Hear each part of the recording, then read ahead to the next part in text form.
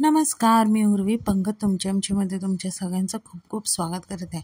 आज मी तुमच्यावर अगदी कॉमन भजी म्हणजे शिमला मिरचीची, पण ती थोडीशी वेगळी, म्हणजे मी ज्या पद्धतीने बनवते त्या पद्धतीची पीठ पेरून केलेली शिमला मिरची। ही भाजी अगदी सुकी होते, अगदी प्रोटीनयुक्त भाजी म्हणजे हेल्दी भाजी आहे। ही भाजी तुम्ही टिफिनमध्ये देऊ शकता, प्रवासात सुद्धा नेऊ शकता। अशी ही पीठ पेरून केलेली शिमला मिरचीची भाजीची रेसिपी आज मी तुमच्यावर शेअर केली आहे।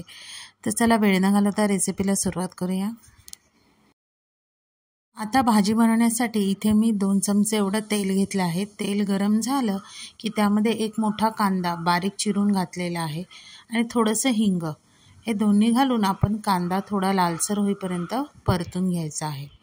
आता त्याच्यात एकदम असं जास्त नाही, पण एक छोटा चमचा आलं लसूण आणि मिरचीची पेस्ट घातली आहे आणि हे शिजेपर्यंत आपल्याला तेलामध्ये परतून घ्यायचं आहे। आता ह्यामध्ये मी लाल तिखट, मालवणी मसाला, हळद, जिरे पावडर आणि धना पावडर हे घालून आपण व्यवस्थित परतून घ्यायचं आहे।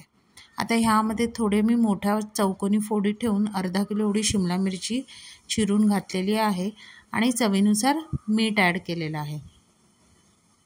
आता ही भाजी व्यवस्थित तेलावर परतून घ्यायची आणि मीडियम गॅसवर झाकण लावून आपल्याला ती 5 ते 7 मिनटं, शिमला मिरची शिजायला काही वेळ नाही लागणार, 5 ते 7 मिनटात ही शिमला मिरची शिजून होते।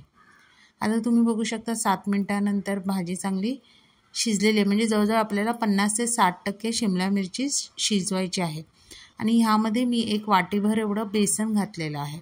आता इथे थोडं बेसन मला कमी वाटलं म्हणून मी बेसन थोडं ॲड केलेलं आहे। आता ह्या भाजीत तुम्ही बेसन हे तुमच्या आवडीनुसार कमी जास्त घालू शकता।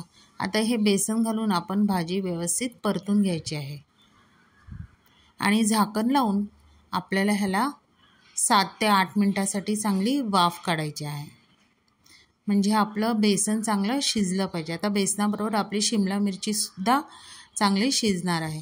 आता तुम्ही इथे बघू शकता बेसन चांगलं शिजलेलं आहे, भाजी चांगली मोकळी झालेली आहे, म्हणजे ही भाजी आता आपल्याला खायला रेडी झालेली आहे।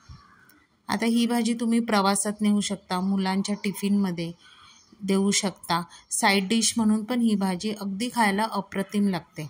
गरम गरम वाफाळलेला भात, त्याबरोबर वरण आणि ही भाजी किंवा चपात्या, फुलके ह्याबरोबरसुद्धा ही भाजी अगदी सुंदर लागते। मग ही भाजी नक्की तुम्ही ट्राय करून बघा, तुम्हाला नक्की ही भाजी आवडेल।